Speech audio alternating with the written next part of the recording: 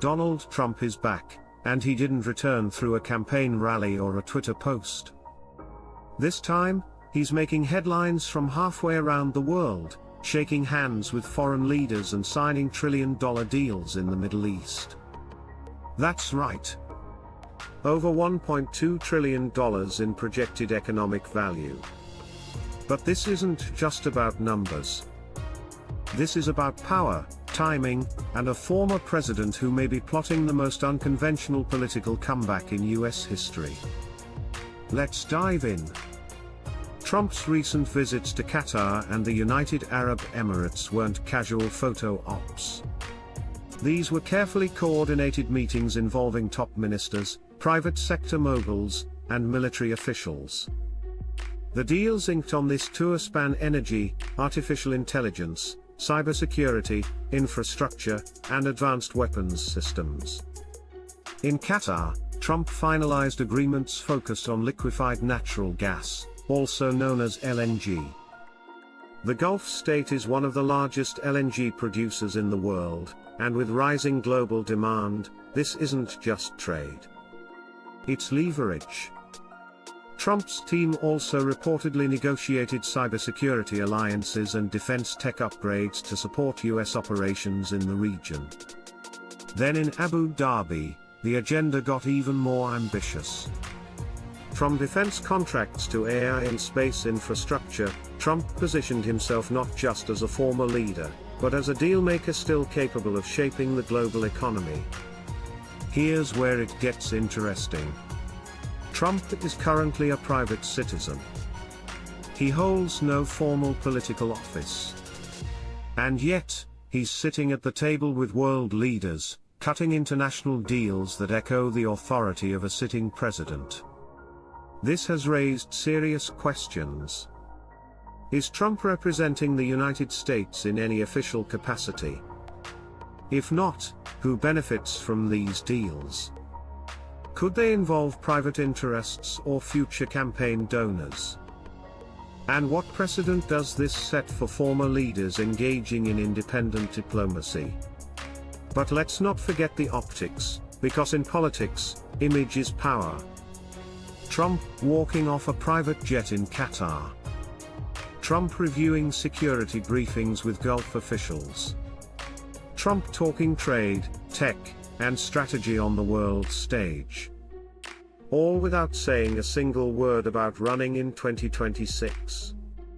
It's a masterclass in perception. And perception drives influence. Analysts say this tour is less about policy and more about positioning. By acting like a global statesman, Trump reinforces the image that he never really left the game. That he's not just eligible to run again, he's already acting like a world leader. This kind of behavior is unprecedented in modern American politics.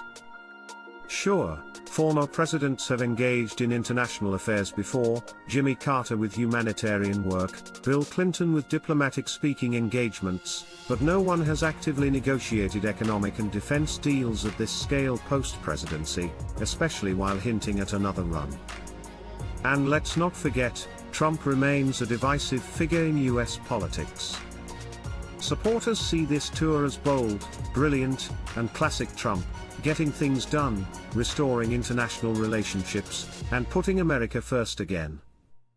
To them, this is Trump the businessman doing what career politicians won't. But critics aren't buying it. They see blurred lines between business and government, between private interests and public diplomacy. Some argue this is a dangerous precedent, a private citizen conducting what looks like official US foreign policy. There are also legal and ethical concerns. If campaign-related intentions are tied to these international visits, could that violate the Logan Act or federal election laws? What role, if any, is the US State Department playing in overseeing or coordinating these moves? So far, Washington has remained relatively silent. But the implications are far from quiet. Now, let's shift lenses to the global stage. The Middle East is a region where influence is currency. China has poured billions into infrastructure projects through its Belt and Road Initiative. Russia has strengthened energy ties and weapons programs. If Trump's re-entry into Gulf politics pushes Qatar and the UAE closer to US strategic alignment, that could shift the power dynamics across Asia and Europe. In fact, some geopolitical analysts believe Trump's actions, regardless of official capacity, may have already disrupted pending negotiations between Gulf nations and Chinese tech firms. If true, the impact of this tour could reach well beyond American politics. But what's the end game? Is Trump trying to build momentum for a second run? Or is he laying the groundwork for something more global, perhaps a media empire, a foundation, or even a parallel influence network that operates outside traditional government?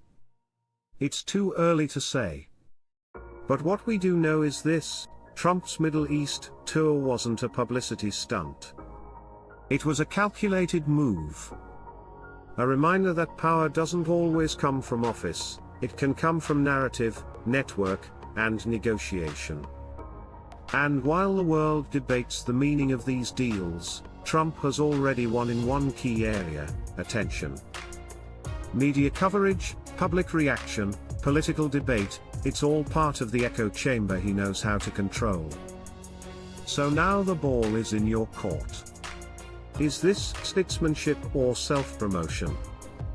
A masterstroke of international diplomacy or a risky power grab with unclear motives? Let us know what you think in the comments. And if you want more videos that unpack the biggest stories in politics, strategy, and global power, don't forget to like this video, subscribe to the channel, and turn on notifications, so you never miss a headline that matters. Thanks for watching. More to come.